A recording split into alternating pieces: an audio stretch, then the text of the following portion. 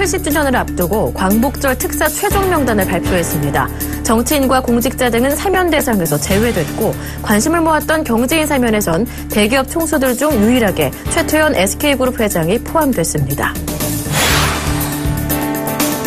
한국은행이 기준금리를 현재 연 1.5% 수준으로 2달째 동결했습니다. 이주열 한은 총재는 경기가 완만한 회복세를 지속하고 있다며 기준금리 추가 인하 필요성에는 부정적인 견해를 내비쳤습니다. 종목형 ELS 3분의 1의 투자 원금이 반토막이 난 것으로 나타났습니다. 현재 종목형 ELS 발행액 중 5,400억 원가량이 손실 구간으로 평가 손실 규모는 2,500억 원 이상으로 추산됩니다. 중국 국가통계국이 어제 발표한 주요 통계를 보면 중국의 생산, 투자, 소비 증가가 동반 침체하는 조짐이 역력해 시진핑 지도부가 그리는 하반기 경기 회복 시나리오에 차질이 생겼습니다.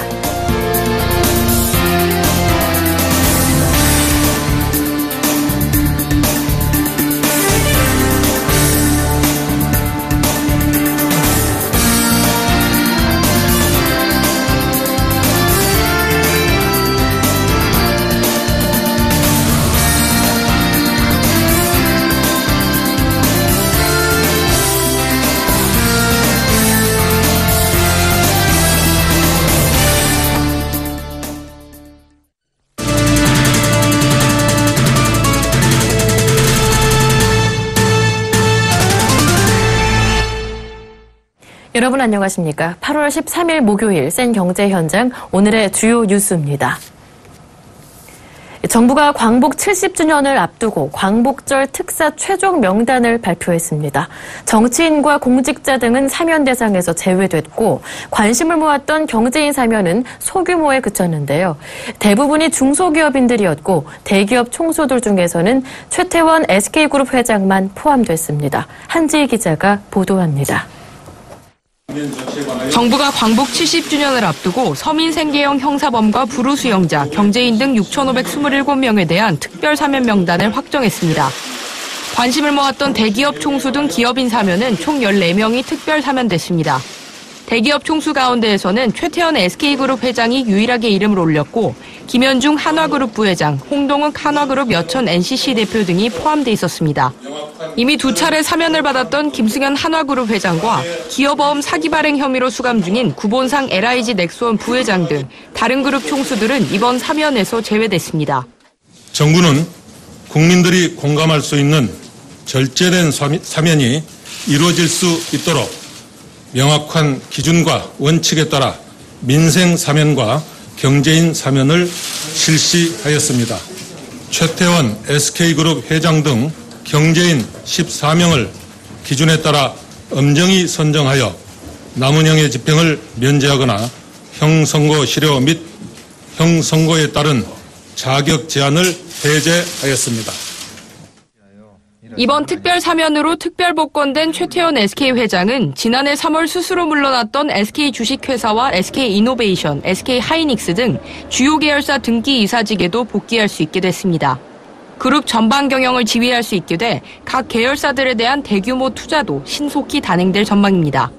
이번 사면 결정에 대해 정부와 국민들께 깊은 감사를 드립니다. 국가 발전과 경제 활성화에 SK그룹 모든 임직원들이 노력해 나갈 것이고 이를 통해 국민들로부터 사랑받는 SK가 되도록 하겠습니다. 최 회장은 지난 2013년 1월 회사 돈 횡령 혐의로 징역 4년을 선고받고 지금까지 2년 7개월째 복역 중입니다. 최 회장은 오늘 자정쯤 의정부 교도소에서 출소해 바로 소감과 향후 경영계획 등을 밝히고 자택으로 이동할 예정입니다. 서울경제TV 한지입니다. 광복 70주년 특별 사면을 통해 입찰 담합 등을 저지른 건설사에 부과된 관급공사 입찰 참가 제한 등 행정처분도 해제됩니다. 건설업이 공공부문에서 수주하는 물량이 전체의 37.9%를 차지해 공공수주를 하지 못하면 업체들이 영업에 심각한 어려움을 겪게 되는 점도 고려했다는 것이 국토부의 설명입니다. 이번 특별 조치에도 불구하고 담합에 의한 과징금, 과태료, 벌금, 시정 명령 등 처분은 여전히 유효합니다. 건설업계는 입찰 참가 제한 해제 조치로 해외 공사 수주에 도움이 될 것이라며 적극 환영했습니다. 한국은행의 기준금리가 현재 연 1.5% 수준에서 동결됐습니다. 이주열 한은 총재는 오늘 금융통화위원회 회의 이후 가진 기자간담회에서 국내 경기는 완만한 회복세를 지속하면서 전망했던 성장 경로에 부합한 흐름을 보인다며 기준금리 추가 인하 필요성에는 부정적인 듯한 견해를 내비쳤습니다. 이 총재는 미국의 금리 인상 시기에 대해 노동시장은 개선된 게 사실이지만 인플레이션에 관한 확신이 분명치 않아 9월 인상설과 12월 인상설이 엇갈리고 있다며 미국 금리 인상으로 가장 우려되는 것은 자금 흐름이라고 말했습니다. 중국 정부가 오늘 위안화를 추가 절하했지만 코스피와 코스닥은 모두 상승 마감했습니다. 중국 외환교역센터는 달러 위안화 중간 가격을 전날보다 1.11% 올린 6.4010 위안으로 고시했습니다. 중국 위안화 추가 평가 절하 소식 등이 전해지자 코스피는 장 초반 1966.02포인트까지 밀렸습니다. 그러나 오후 들어 상승폭을 키우면서 전날 낙폭을 만회했습니다. 코스피는 오늘 0.4% 오른 1983.46포인트의 장을 마감했습니다. 코스닥도 1.97% 오른 731.36포인트로 장을 마감했습니다. 원달러 환율은 16원 80전 급락한 1174원에 거래를 마쳤습니다. 종목형 ELS 발행액 중 31%에 달하는 5,400억 원가량이 손실 구간인 녹인 구간에 들어있는 것으로 집계됐습니다. 이에 따라 현재 종목형 ELS의 평가 손실 규모는 2,500억 원 이상으로 추산됩니다. 쉽게 말해 종목형 ELS 3분의 1의 투자 원금이 반토막이 난 것입니다. 보도에 이보경 기자입니다. 종목을 기초자산으로 하는 스텝다운형 ELS 발행 규모는 지난 7일 기준 1조 7,167억 원입니다. 이 중 손실 가능 구간, 즉 녹인 구간에 진입한 ELS 발행 규모는 5,377억 원에 달합니다. ELS 상품은 녹인 구간에 들어가면 투자 원금의 50%가 넘는 대규모 손실을 보도록 설계되어 있습니다.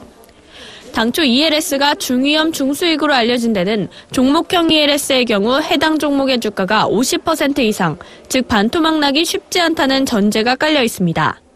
투자자들은 가입 시 설마 주가가 50% 넘게 떨어지겠냐는 생각으로 ELS 상품에 가입한 셈입니다. 포스코, 현대차, LG전자 등 한국 증시에 성장돼 있는 굴지의 대형주들이 그렇게 주가가 빠지겠냐고 믿은 것입니다. 그런데 설마가 현실이 됐습니다. 최근 LG전자, 대우조선해양 등 일부 대형주들이 급락하면서 관련 ELS들이 대거 손실을 본 것이 대표적인 사례입니다. 조선업종 실적 악화로 조선주 주가는 연일 52주 신저가를 갈아치우며 급락했습니다. 그러자 조선주를 기초자산으로 하는 ELS 99% 이상이 원금 손실 구간에 진입한 것으로 나타났습니다. 이에 따른 예상 손실액은 발행 금액의 절반인 860억 원에 달할 것으로 추산됩니다. 또 이달 11일 12년 2개월 만에 4만 원대 주가가 깨지는 등 급락세를 이어온 LG전자를 기초자산으로 하는 ELS는 현재 총 337억 원의 발행 규모가 녹인 구간에 진입해 있습니다. 170억 원 이상의 손실이 추산됩니다. GS건설과 삼성엔지니어링을 기초자산으로 하는 ELS로 인한 손실 추정액이 각각 390억, 305억 원에 이르는 등 ELS로 인한 손실이 눈덩이처럼 불어나고 있습니다. 투자 위험이 전혀 없는 상품은 아니고요. 녹인이 났을 때 그 피해는 100% 투자자분들한테 돌아갈 수밖에 없습니다.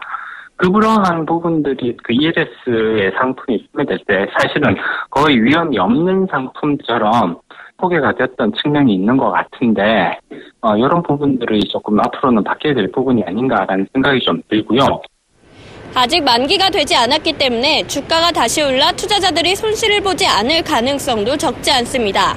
하지만 ELS 리스크도 만만치 않다는 점을 투자자들이 유의할 필요가 있습니다. 서울경제TV 이보경입니다. 중국의 주요 경제 지표를 살펴보니 수출 부진에 이어 생산, 투자, 소비 증가가 모두 침체되는 조짐이라고 합니다. 보도에 양한나 기자입니다.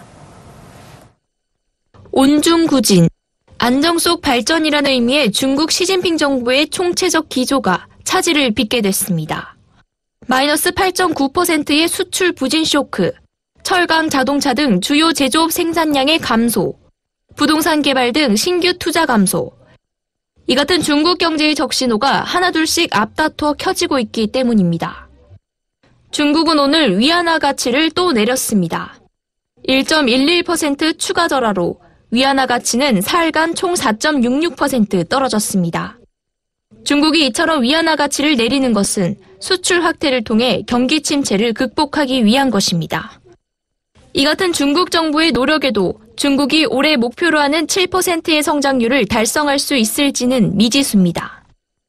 지난주 발표된 중국의 7월 수출 지표는 올 들어 급격히 악화됐습니다. 지난해 동기 대비 8.9% 감소했고 수입은 8.6% 줄었습니다. 전체 산업 생산은 6% 증가로 전월보다 크게 줄어들었습니다. 특히 철강과 자동차 생산의 감소가 두드러졌습니다. 철강의 하루 평균 생산량은 지난해 같은 달보다 1.9% 감소했습니다. 자동차 생산도 11.2% 줄어 2개월 만에 지난해 수준을 밑돌았습니다. 신차 판매는 7% 줄어 4개월 연속 감소세를 보였고 소매 총액은 전월보다 0.1%포인트 둔화했습니다. 소비마저 움츠러들기 시작한 것입니다. 중국 기업들은 신규 투자에 몸을 사리는 모습입니다. 중국의 부동산 개발 투자는 올 1월에서 7월 지난해 동기 대비 0.3%포인트 성장이 줄었습니다. 설비와 건설 투자의 동향을 나타내는 고정자산 투자는 0.2%포인트 낮아졌습니다. 중국 정부는 금융 완화 등 경기 부양 체계 효과가 하반기에 긍정적으로 나타날 것이라는 입장이지만 중국 경제에 대한 불안감은 점점 더 커지고 있습니다. 서울경제TV 양한나입니다. 중국 최대 온라인 쇼핑몰인 알리바바 주식이 저점을 찍으면서 중국 최고 부자로 꼽히는 마윈 회장의 재산도 이날 하루 만에 7억 5,200만 달러, 우리 돈으로 약 8,824억 원이 증발했습니다. 현지 시간으로 12일 알리바바의 주가는 73달러 38센트를 기록하며 전날 대비 5.1% 하락했다고 블룸버그 통신 등이 보도했습니다. 이는 지난해 9월 알리바바가 뉴욕 증권거래소에서 기업 공개를 한 이래 가장 낮은 수치입니다. 알리바바의 주식은 주당 120달러까지 치솟기도 했지만 이후 하락세를 보였습니다. 이날 알리바바의 주식이 하락한 것은 중국 경기에 대한 전망이 안개 속에 빠진 데다 지난 분기 매출 성장률이 최근 3년 사이 가장 낮게 나타났기 때문이라고 월스트리트저널은 분석했습니다. 모바일 위주로 재편한 시장 변화도 알리바바가 넘어야 할 산으로 지적됩니다.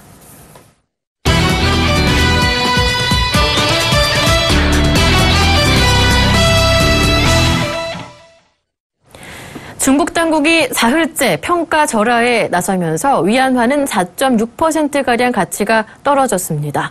중국 경제에 대한 한국 경제의 의존도는 상대적으로 높아 중국 위안화 절하에 주목할 수밖에 없는 상황인데요. 자세한 이야기 대신증권 리서치센터 투자전략팀 오승훈 팀장 전화 연결해서 자세한 이야기 나눠보도록 하겠습니다. 안녕하세요. 네, 안녕하십니까? 네, 오늘까지 중국이 세 번째로 위안화를 평가 절하했습니다. 그 흐름부터 짚어볼까요?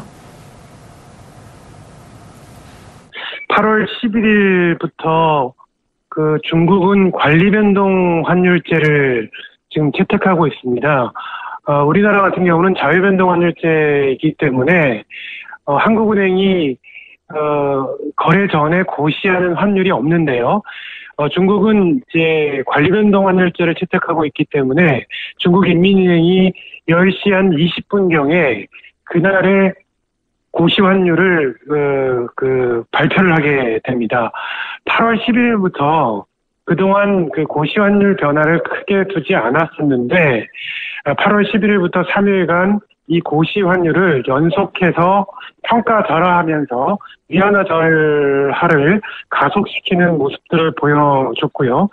중국 당국은 일단은 이러한 조치가 환율을 더 자유변동 환율제에 가깝게 만들기 위해서 실시한 자유화 조치다라고 설명을 하고 있고요. 반면에 중국 EA 국가들은 중국이 본격적으로 이제 환율 부분들에 대해서 그동안 이제 상대적으로 고평가됐던 부분들을 해소하는 것으로 해석을 하면서 특히 신흥국 같은 경우는 위안화 평가 절하에 상당히 부정적인 반응을 보이고 있습니다. 네, 위안화 평가절하의 3차례 연속 단행이면 글로벌 증시에 미치는 영향은 어떻게 보시는지요? 예, 일본이 그랬고 유럽이 그랬듯이 환율 전쟁을 펼치게 되면, 즉 자국 통화를 인위적으로 약세로 만들게 되면 누군가는, 다른 상대방은 좀 피해를 보게 되는 제로섬 게임입니다. 그렇기 때문에 이 환율을, 자국 통화를 약세로 하는 정책은 주변 국가를 궁핍화시키는 정책이라고 해서 다들 이제 경계를 하는 목소리를 유지하고 있는데, 일본과 유로존에 이어서 중국도 본격적인 이제 환율 평가절하에 나서고 있기 때문에 이런 부분들이 이제 본격화될수록 사실은 한국과 같은 기축 통화가 아닌 상대적으로 통화의 힘이 약한 국가들 같은 경우는 앉아서 좀 당할 수밖에 없는 그런 위치에 있다고 볼 수가 있겠고요. 특히 지금 같은 국면에서는 미국 금리 인상이 빠르면 9월 예정되어 있기 때문에 금리 인상과 위안화의 평가절하, 그리고 원자재 가격의 하락에 직격탄을 받는 중남미 국가들이 상당히 불안한 모습을 보이고 있습니다. 네, 그렇다면 중국이 위안화 절하를 단행하는 목적은 무엇인지 궁금해지고요. 또 절하할 가능성은 있는지도 궁금합니다. 여러 가지 의도와 설들이 분분하지만 일단은 중국 인민은행이 얘기하는 것처럼 중국 위안화 환율을 좀 더 시장 친화적으로 만들겠다라는 의지를 표명했고, 실제 3일 동안 고시환율과 전일 종가와의 격차를 좀 좁히는 노력들을 해가고 있기 때문에 근본적인 목적은 시장 친화적인 환율 제도의 수립, 이런 부분들이 되고요. 더불어서 수출 경기가 안 좋기 때문에 수출 경기 부양 효과도 있고, 또한 미국 금리 인상을 앞두고 선제적으로 미리 좀 대비책을 세우는 성격도 가지고 있는 것으로 보입니다. 네, 끝으로 개인 투자자분들은 어떻게 대응하면 좋을지 전략 좀 제시해 주시죠. 예, 3일 동안 상당히 극심한 주가 변동성을 한국 증시도 겪었고, 환율도 급등락을 좀 보이는 모습을 보였습니다. 그러나 이제 이 위안화 평가절하 문제는 일각에서 얘기하는 것처럼 본격적인 환율 전쟁의 시작은 아니라고 생각을 합니다. 그렇기 때문에 다음 주 정도부터는 이 위안화 평가절하와 관련된 불안감들은 상당 부분 완화될 가능성이 높다라고 생각을 하고 있고요. 그에 따라서 국내 주식시장도 이번 주 상당히 불안한 모습을 보였었는데 다음 주에는 다소 안정된 흐름, 반등 흐름을 나타낼 수 있을 것으로 전망하고 있습니다. 네, 지금까지 대신증권 리서치센터 투자전략팀의 오승훈 팀장과 함께했습니다. 말씀 잘 들었습니다. 고맙습니다. 네, 감사합니다.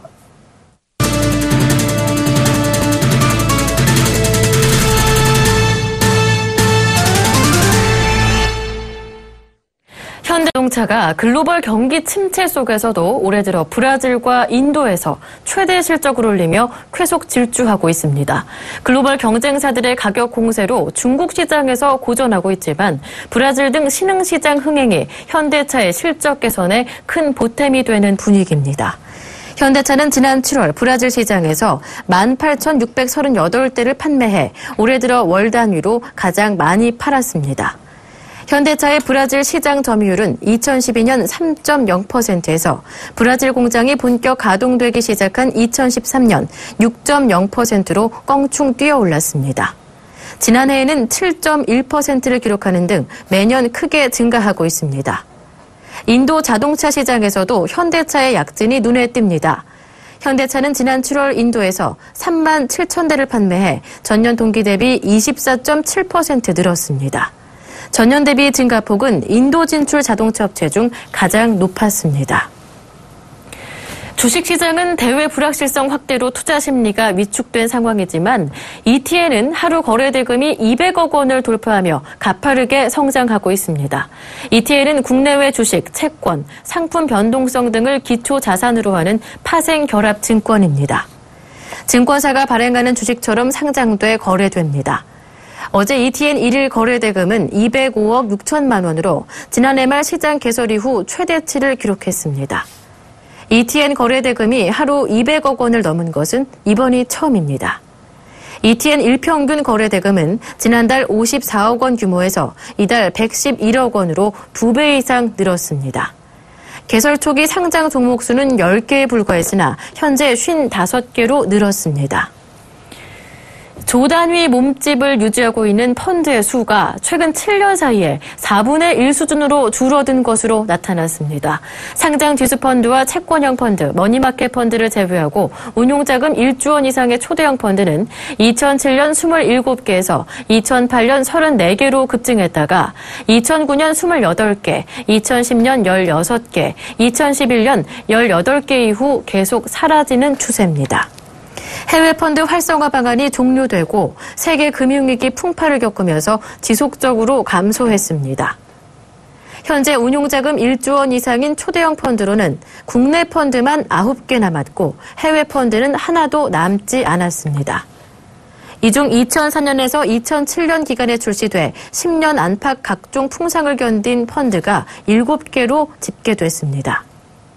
2007년 4월에 설정된 신형밸류 고배당 펀드가 운영자금이 2조 9,881억 원으로 가장 규모가 컸습니다.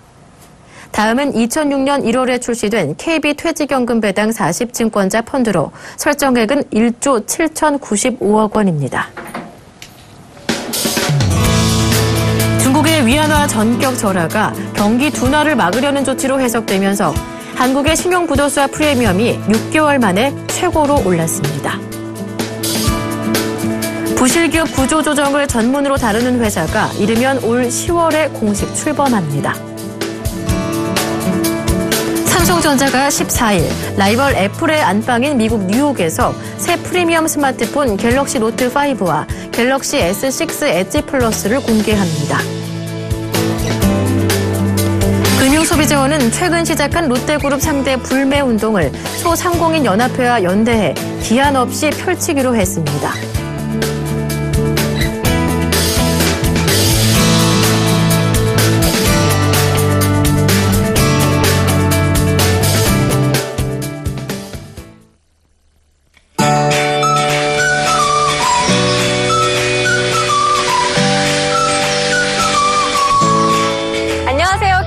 라이프스타일 예보 황지영입니다.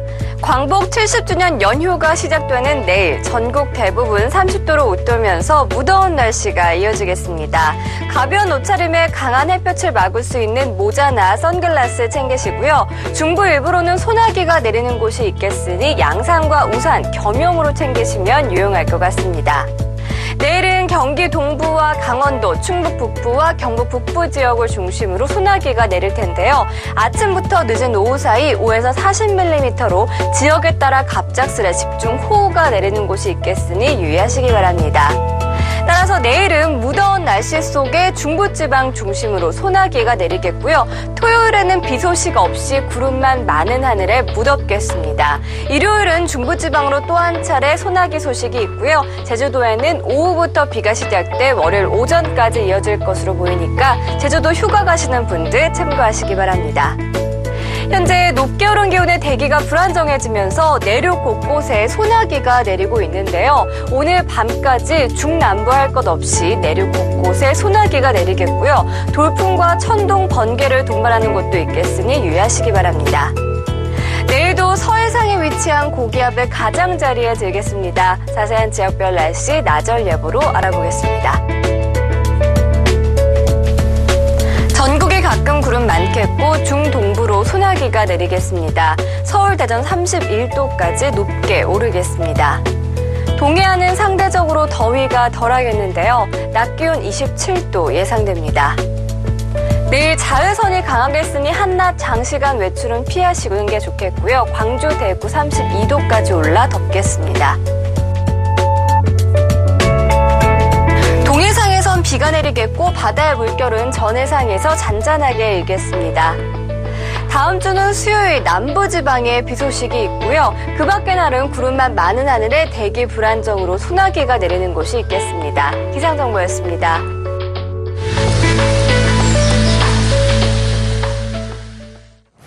목요일 센 경제 현장 여기에서 마무리하면서 저도 오늘을 마지막으로 여러분께 인사드리게 됐습니다. 항상 건강하시고 행복하십시오. 시청해주신 여러분 고맙습니다.